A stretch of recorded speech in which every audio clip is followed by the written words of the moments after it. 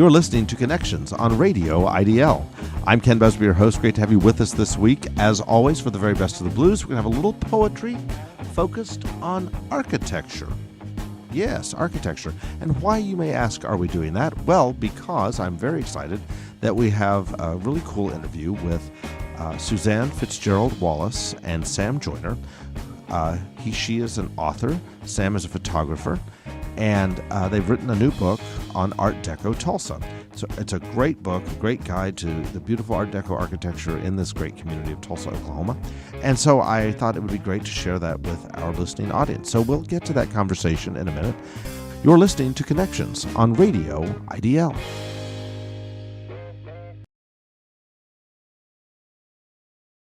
You're listening to Connections on Radio IDL. I'm Ken Busby, your host. Great to have you with us this week for an exciting interview. I am so stoked about this because we're going to be visiting with Sam Joyner and Suzanne Wallace. I guess I should use your full name, Suzanne Fitzgerald Wallace, because I know you like that, and I apologize. And Sam Joyner is just Sam, right? Yes, that's correct. That's right. So we're so excited to have these two because they have a new book out, Art Deco Tulsa. And so we're going to get into the book and really talk about that because that's what we're here for. But I want to start, in case some of our listeners don't know exactly who you two are. I always begin with the pretty lady, so we'll begin with Suzanne. Tell us a little bit about your background and what brought you to this moment to do this book. My background is actually Spanish and counseling, and moved to Tulsa in 1982 with my new husband, Michael Wallace, who began writing about Route 66. Right, but and Michael met you when you were teaching Spanish, as I recall. That's correct. I was teaching Spanish. He was a student, and I never got to know my students during the time that we were going through the class. He would raise his hand every time I asked a question. He always gave me the wrong answer. So he was memorable for that. He was memorable, and when he walked up to my table in the student union that summer, he asked if I remembered him, and I said yes. I gave him a D- because I thought he was a Marine. I thought something was wrong. He came up to the table in the student union and told me he was going to be a writer, and I thought, oh my goodness. So I got to know him after that. We went our separate ways. We got back together. We moved to Tulsa in 1982. Mm-hmm. He did begin writing his many books, and especially a book about Route 66 mm-hmm. that put the road back on the map again. Absolutely it did. And I had a public relations agency mm-hmm. for many years. My main client was Toyota. Yes. And since I closed my agency 8-9 years ago, I've been working with Michael on various projects. Mm-hmm. And then Steve Gerken suggested that somebody write a book at the History Press. He had mm-hmm. already published a book through History Press, Hidden Tulsa, and he suggested one about Oklahoma outlaws and Tulsa Art Deco. So I chose to do Tulsa Art Deco. Awfully glad you did. Yeah, I am too. And so then you decided, you knew you were going to need great images because Art Deco, that's right. While it needs great description, also needs great images. And so you connected with Sam Joyner. With Sam Joyner, who is world-class photographer. We got to be very good friends in the course of exploring the city, and I'll let him tell you about that. Okay, Sam. And so let's have a little bit of your background, too. Well, as you know, I suppose everybody knows, I served on the federal bench as a federal judge for some 16 years, having retired 6 years ago. But throughout that process, for at least the last 25 years, I've done a lot of what I would call fine art, black and white photography.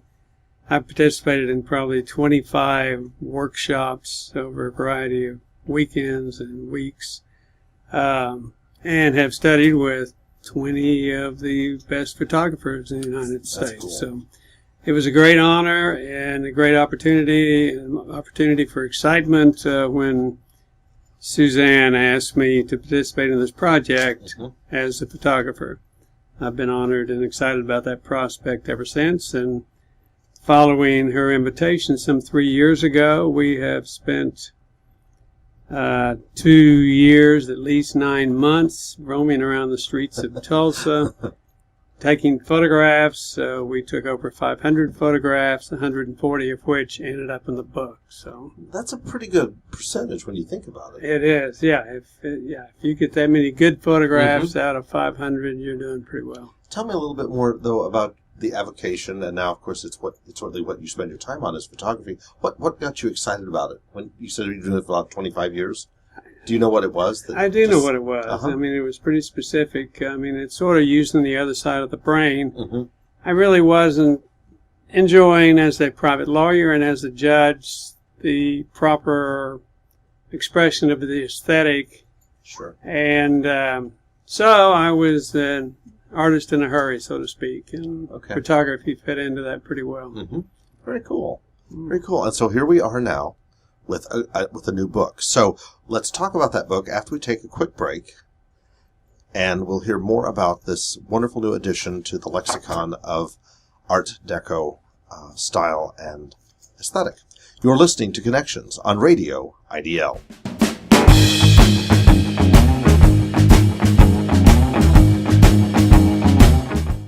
You're listening to Connections on Radio IDL. I'm Ken Busby, your host. Great to have you with us this week for what I am deeming one of my greatest moments in radio history, speaking to two absolutely fantastic people, Sam Joyner and Suzanne Fitzgerald Wallace, about a fantastic new book out on Art Deco Tulsa.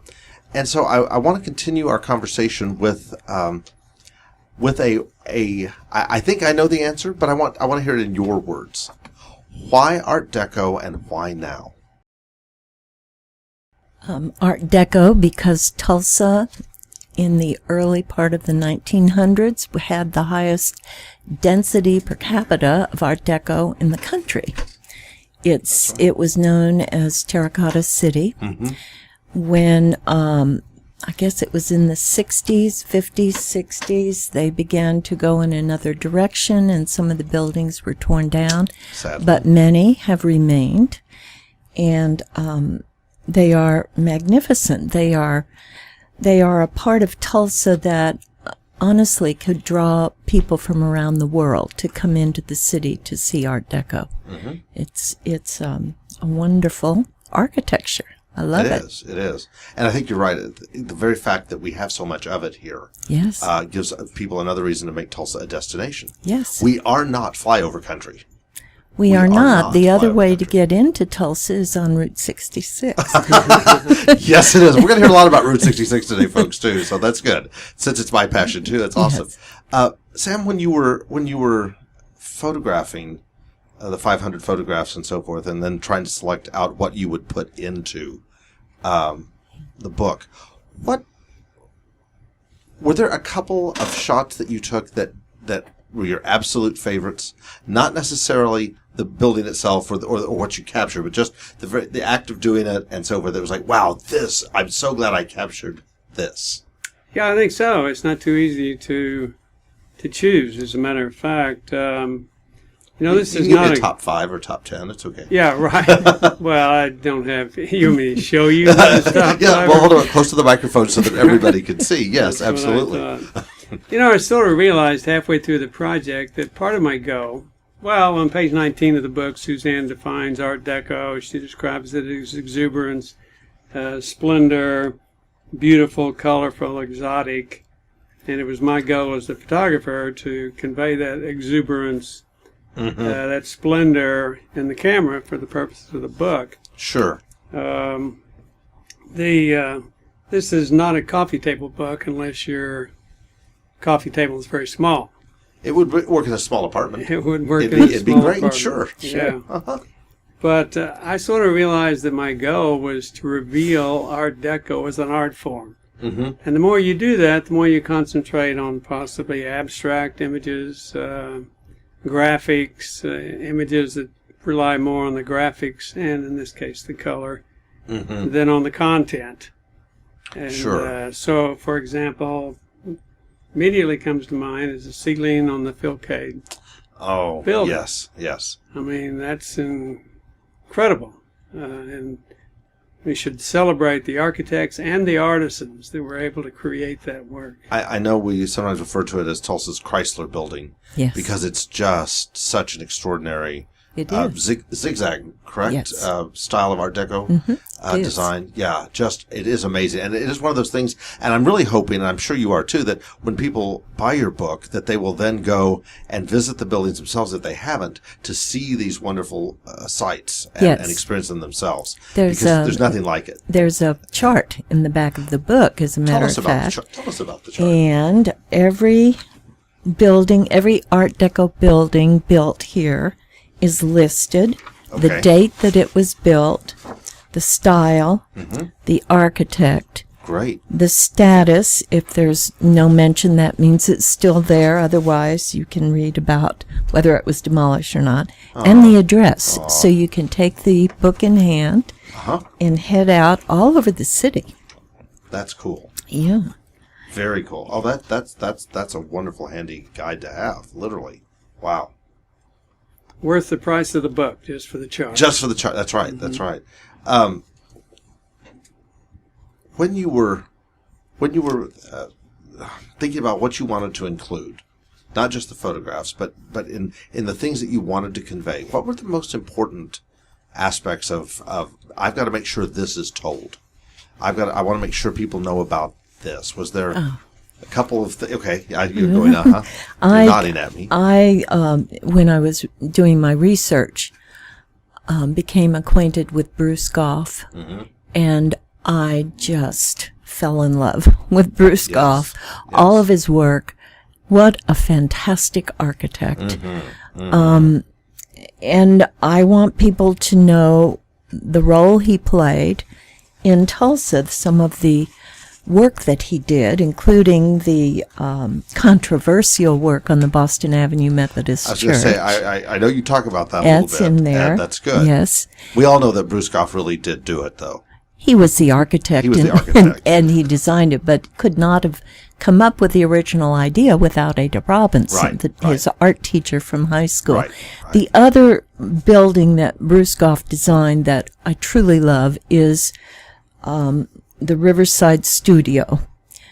Also known as Tulsa Spotlight Theater. Tulsa Spotlight Theater, which at present, that is one of his earliest buildings. It is a historic part of Tulsa, and it desperately needs to be refurbished. Absolutely. It's on my list of things that have to be done. It is wonderful, for Tulsa. yes. Yeah, and the story of Patti Smith, of the whole story behind it. I've told the story in the book, and it's really an amazing story, and one that, again, Tulsa should be very proud of. Absolutely, absolutely. Well, let's take a break there, and we'll get back to some more discussions of this.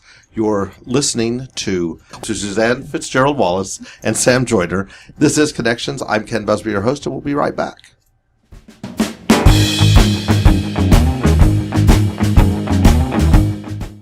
We're back with Connections on Radio IDL. I'm Ken Busby, your host. Great to have you with us this week, as always, for a really interesting conversation with Suzanne Fitzgerald Wallace and Sam Joyner about their new book, Art Deco Tulsa. And one of our listeners called in, Ken Bruni, don't mind sharing his name. He's a great supporter of downtown and Art Deco and all things cultural in our community. And he had some specific questions, so I wanted to make sure that we got this covered because he wanted to know where there might be some book signings coming, where he could get an autographed copy, who's carrying your book, and those kinds of things. So this would be a good time to get those questions answered. So I bet you've got some more book signings coming up. We do. I'll tell you about a couple, and I will let Sam tell you. We have two coming up Saturday of this week. Saturday of this week, so that would be the 9th? Yes. One at Snow Goose in Utica Square from 11 in the morning until 1 in the afternoon. Okay, right over the lunch hour. Perfect. And then we go to Magic City Bookstore in the Tulsa Arts District at 2 o'clock and stay there until whenever people aren't there. We'll sign books. And we'll sign books. And people can have a glass of wine while we're there. A cup of really good coffee. That would be a fun way to spend an afternoon, too. Yes. Now, Sam, you got a couple others? Well, actually, we have been informed that this book is the second bestseller at Magic City Bookstore. Congratulations. Just under Killers of the Flower Moon. Holy cow, that's fantastic. Yeah. So congratulations. We're looking forward to that signing there this Saturday. And there'll be a presentation as well to discuss the aspects of the book. Oh, good. Up prior to this time, we've had signings at the Philbrook Museum, the Tulsa Historical Society, Decapolis, and actually there was an event at Southern Hills. That's nice. So we're just getting around all over. And we go to Barnes & Noble in June 16th of this year. That's right. Okay. Yes. So you mentioned Barnes & Noble, so I'm assuming this book is also available online. It's available online. Okay, cool. We do encourage you to visit the various places in Tulsa where the book is on sale. Philbrook. Because they can't get it signed online. No, they can't. And we need to have it autographed by you, too. Yes. Absolutely. So you have to visit one of your local stops. Yes. Cool.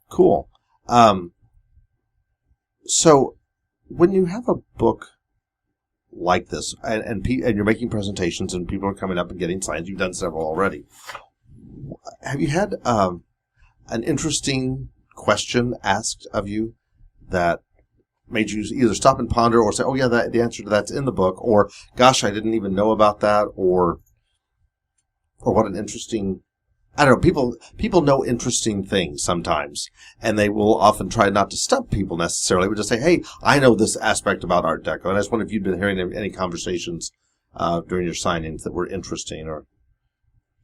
Well,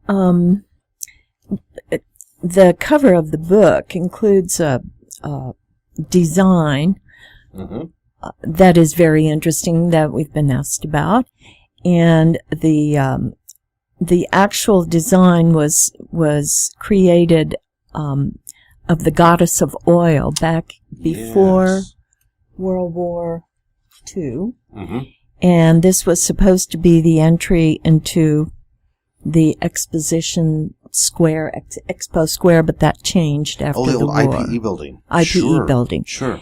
Now, the actually interesting thing is that statuette is down at Decapolis, and the owner, William Franklin's grandmother, posed for that. The model. Almost, how many years ago? That's all in the book. The story's in the book. Okay, yeah. And so that's a real interesting aspect of the book that people have asked about, that it's been fun to tell them. Neat. Sam? Well, I have to add the postscript that she posed all right. She posed in the nude. And there was somebody stationed at the door throughout to make sure there was no monkey business. Oh, wow. Wow. Yes, how times have changed. Yes. Right. Well, you ask if anybody asked any curious questions. Well, there was the one fellow that wanted to know if Art Deco was a man's name. Yes. Oh, no, that's unusual. Yes. I stole that from Suzanne. Yes. It's a joke, but I was afraid she was going to leave it out. No, that's in there. That's a good one. The fellow said he always thought that it was the name of a fellow in, I don't remember. Like an architect, maybe, or something? Arthur Deco. Arthur. Wow. That's fascinating. So, okay, so you've done the book, and you've covered a lot of things. Is there anything not in the book that you wish had been, or is that going to lead to the next book? Okay. But you want to start on that? Or I'll let you start on that. Well, I don't think we deal with residential aspects of Art Deco too heavily in this book, and there may be further opportunity for that. You know, I'm not sure that she's had, the time or maybe the motivation to get into it in any depth, but Art Deco had a pretty short-lived existence as an architectural art form. True. But it really has very deep roots. I mean, if you go back to the Greeks, you find the same harmony, proportion, balance, and beauty in Art Deco as the Greeks celebrated. Good point. Okay. And if you want to go back further, you can go back to the ancient Egyptians. And there's a lot of those Egyptian design elements in Art Deco, especially in the zigzag aspects. So, oh, absolutely. A real curious question is what happened to Art Deco? Why did it die? And what's the answer to that question? That answer is everybody's going to argue or dispute it. Sure. I think probably it's because historically we became very efficient. Well, the Baja in Walter Gropius's place in Germany emphasized the style, design of efficiency, streamlines, and no wasted space, no wasted money. And so the ornamentation reflected by Art Deco just was not to be afforded and was not popular. You know, they're always ready to move on, people with architectural money. You know, we talk about that architecture should, a lot of people do, should be of the moment. So whatever this moment is, whatever the 21st century produces, that's the architecture now. And sometimes people try to replicate an Art Deco style. And I always tell folks that you really can't. The oil money, the money that went into that created something that was just truly unique, and I use that word very carefully, but for that time. But do you think, as you look at how architecture's evolved over time, do you think we'll go back to, or we could cycle back to an Art Deco-ish style again, where ornamentation and so forth is more prevalent? Well, Myers Dern Harley Davidson on Peoria. We could consider that an echo of Deco, so to speak. If you go in and you look at the design, and Reba, the owner, explained to a great extent she wanted windows up high on the wall for the light to come in on the motorcycles inside the store. Sure. That was one of their reasoning. I think that aspects of Art Deco can come back. They should. It seems like there are some homes. Sam, didn't you know of somebody that was building or thinking of building an Art Deco home? They planned to build it and then decided that they didn't want to at this time in their life. But they hired an architect and got the full, complete drawings for a residence with an Art Deco emphasis. Interesting. Yeah. Huh. I'm glad to see people thinking about it. One of the things I was thinking about, even though Frank Lloyd Wright is not an Art Deco architect, really. Well, maybe some aspects might be, I guess, but not really. But what I was thinking about was going back to plans of his that his foundation Taliesin has, that somebody could take those today and build those. Yes. And I sort of wonder if some of that might happen, like with Bruce Goff and others, especially talking about residential, that might happen at some point. I thought, wouldn't it be cool if people did some of that? It would be. Because I think about the Price Tower in Bartlesville, and it's the one skyscraper that was designed by Frank Lloyd Wright that was ever built. It's like, but he designed others. Wouldn't it be cool if somebody who would want to do that and build a skyscraper? West Hope is in this book. There you go. mentioned West Hope. I'm glad you did. Absolutely. And the photograph. Yes, Right. in the photograph. I asked an architect that same question, could we do something currently with Art Deco? And he said, well, if you did, you couldn't call it Art Deco because that was the time and the period in history. I agree with You'd that. have to call it Art Deco Nouveau. That could be fun. So That he agreed with what you just said. Oh, okay. Yeah. Well, that's cool. That makes me happy. But if people short it to Art Nouveau, then we'll confuse people again too. That's so true. that wouldn't be good. But Art Deco Redux or something. That's right. Or we could call it Arthur Deco. And really give credit to the man that was really responsible. That so few know that story. So few know That's about. right. I see a novel in that one. So let's take one more break, and then we'll come back and finish up our time together. With Michael and Suzanne. There I go. With Michael, Suzanne, Sam, it's all good. I see Suzanne, I think, and you mentioned Route 66 a couple of times, so therefore I have to think about Michael Wallace some. Yeah, You yes. just have to. Yes. He's ever present. He's ever present, isn't he, Sam? Yeah. Yes. Omnipresent. Omnipresent, yes. And we'll leave it at that for the moment. So you're listening to Connections on Radio IDL.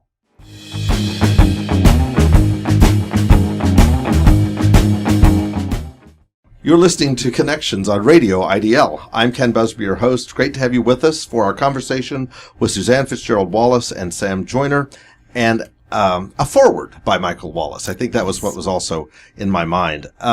So as we finish up our time together, I want to talk about a couple of things. But so when you think about it now, visiting a local bookstore, especially where you're doing a signing, or a local store where you're doing a signing, this is a chance for the audience to get a first edition and a signed first edition. So, in the next 2 or 3 years, this thing's going to double, triple, quadruple in value. Absolutely. Right now you can buy it for $22. 22 even? $21.99 $95? or $99. $21.99. That is a tax. bargain. It is a bargain. That's a Well, bargain. we should note the book is in second printing. Yes. Okay. And several people have sold out. I mean, Philbrook sold purveyors have sold Philbrooks have out. already sold out. Great. Okay, and had to and reorder ordered new more. books. Yes. All right. So, Yes. see, already, that's fantastic. Decapolis had to reorder. Yes. Okay, there we go. So, first editions already selling out. You better get your copy while you can. Get it while you And can. you get it while you can. We've got two signings this weekend. Yes. Hit them one more time for me. This weekend, Saturday, from 11 to 1, noon hour at Utica Square. At the Snow Goose. At the We Snow love Jan. Goose. She does a great Jan job. does a great job. And then Magic City Books, Tulsa Art District at 2 o'clock. 2 o'clock There'll be a on. presentation. Okay. And then book signing. Is the presentation at 2? Yes. Okay. Just so people know when they Yes. should come at the 2 o'clock if they want to hear the Yes. presentation. Okay. Great. Exactly. Anything else that we should know, Sam? We just appreciate the opportunity to be here and visit about our Yes. favorite subject right Yes. Yeah, I love that. Our favorite subject right now until Until we tomorrow. come up with, yeah. Until we come up with the next great idea. No, it's been a lot of fun, and thank you both for wanting to be on Connections and for doing this for me and with us. Our whole point of Connections is to let people know about great things happening in the community and connecting people with passion. So this has been great. So thank you so much for your time. Wish you much continued success with the book, and we'll look forward to the next one and more conversations. You're listening to Connections on Radio IDL. I'm Ken Busby, your host, and we'll see you next week.